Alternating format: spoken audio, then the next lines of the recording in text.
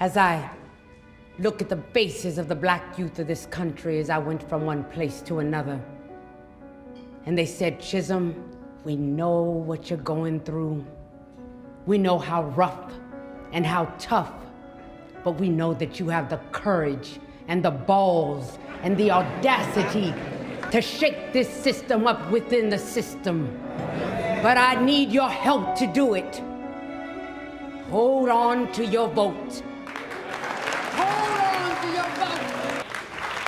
It's one of the many powerful scenes from Shirley, the Netflix film profiling the historic 1972 presidential bid for Congresswoman Shirley Chisholm. Chisholm, seen here on the far left, was the first black woman to seek the Democratic nomination for president with the slogan, "Unbought and Unbossed." She is one of only 11 black women here to run for president, the most recent Vice President Kamala Harris. And this week, I had the pleasure of sitting down with Shirley's director, Oscar winner and Milwaukee native John Ridley, about his film documenting the 1972 campaign and the similarities to what we are witnessing today. In your study of Shirley Chisholm and her run for the White House, what were some of the big takeaways for you in what made her story and the story and what you portrayed in the film so powerful?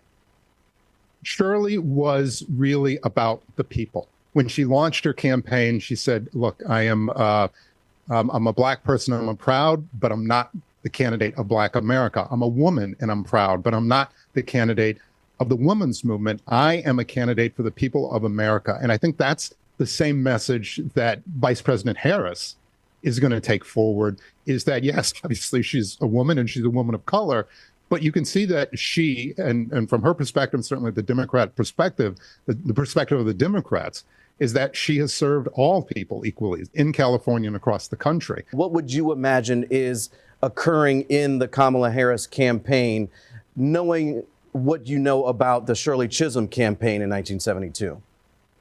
I can tell you what's going on. They're running, and they will run like they're 20 points behind. They are going to run like they have to earn everyone's vote. Shirley believed in earning the vote, in engaging, in going out and communicating, and taking the tough questions, and never assuming that you have the vote.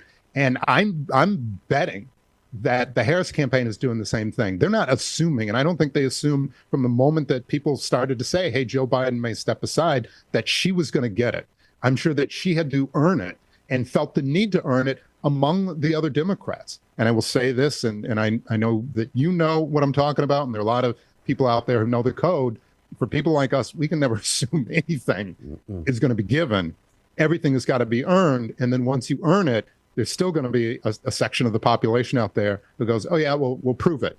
Hey, you know what? It's Tuesday. I don't care what you did Monday. Prove it, prove it, prove it. I don't think personally she has anything to prove, but I know that she will go out and earn every single vote that is out there in play. You still have to be twice as good to be considered as good as.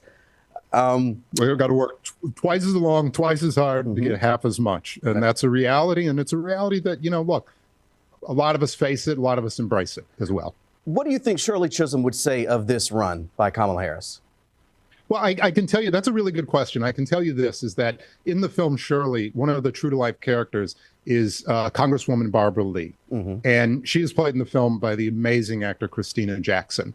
And one of the things that Shirley said, and it was in the film, but truly documented, a moment when the Democrats blew up her opportunity to even force change at the convention, when Barbara Lee, you know, Shirley apologizes to all the young people around her and says, look, I dragged you down to Florida. The convention was in Miami. I dragged you down here for nothing.